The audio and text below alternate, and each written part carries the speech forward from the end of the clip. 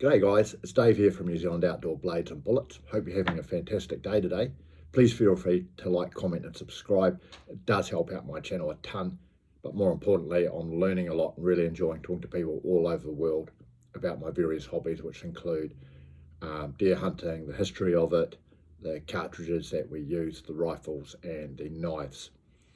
Today I'd like to do a video aimed at someone who's about to buy possibly their first deer hunting rifle and what cartridge are they going to get, or perhaps you've been hunting for a while and you want to get another cartridge, and how are you actually going to pick that cartridge.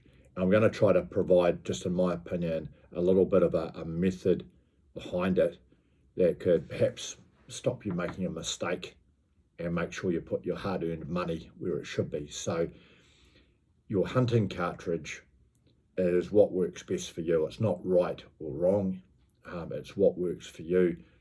And what's really important is that you're able to comfortably shoot accurately whatever cartridges that you purchase. I've done a video on this before, so I'm not welded to any particular cartridge. But there's a range of considerations that you might want to think about before you actually buy that rifle and that particularly the cartridge that we're talking about here. So one of them in this day and age is of course cost. We're not only talking about the cost of the cartridge, but the cost of the rifle. And what I mean by this is that if you could have a well-meaning friend, relative has offered you a rifle at a really cheap price, or you've come across a deal where you've got a rifle at a really cheap price and it might not be in the caliber that you want, if it's still going to be okay and it's just a really good deal on that rifle, then maybe you're going to consider buying it just because it's such a good deal. So money is important. The cost of ammunition is also really important. I mean, one of the reasons that quite a few people still hunt with a 223 in New Zealand is because the ammunition is cheap.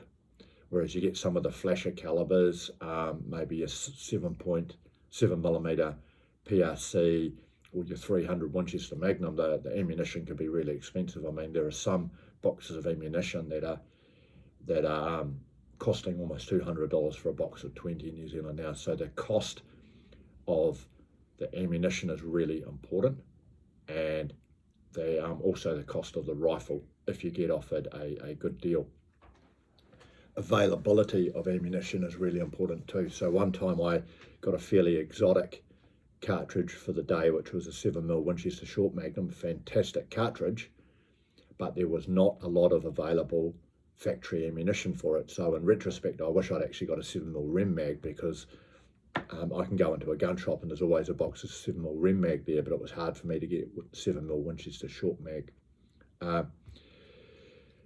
Another factor to consider is the recoil. So it's no good getting a rifle that you don't enjoy shooting and that it hurts you. If you're going to develop a flinch because the rifle is too powerful for you personally, then it's probably the wrong cartridge for you.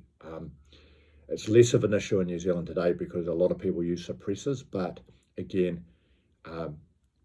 if the rifle is that powerful that it's not pleasant for you to shoot, particularly if you've got a flinch, then it's probably not the right cartridge for you. And this is one reason why some of these easier to shoot cartridges like the 223, 243, 6.5 Creedmoor are so popular, because they're very pleasant to shoot, very low recoil, and that actually helps people shoot them more accurately. Which is the next point, is whatever cartridge that you get, it should be inherently accurate in the rifle that you get it in. If you can't shoot straight, it doesn't matter what cartridge it is. Next point is power. The cartridge that you're using should have enough power to humanely kill the animal at the range you're going to be shooting out to. So one of the rules of thumb that we use here is, it's just a rule, is 1,000 foot-pounds. So if you've got 1,000 foot-pounds of energy,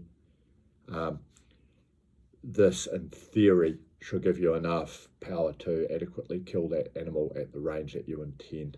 This is just a rule of thumb. It is not hard and fast, but it's just something to look for. And The last point is what I just call the X factor. Sometimes you might come across a rifle, you like the rifle, you take it to the range, you shoot it well, it might be in a completely oddball caliber, but it just works for you and you like it, so why not try that one? Anyway, these are just some thoughts about considerations, particularly for people who are about to buy their first rifle, but even those who might have been shooting for a while and they're about to buy their next rifle, what cartridge you're going to get. Perhaps you might want to consider a whole range of factors on picking that cartridge rather than just randomly going out and buying one.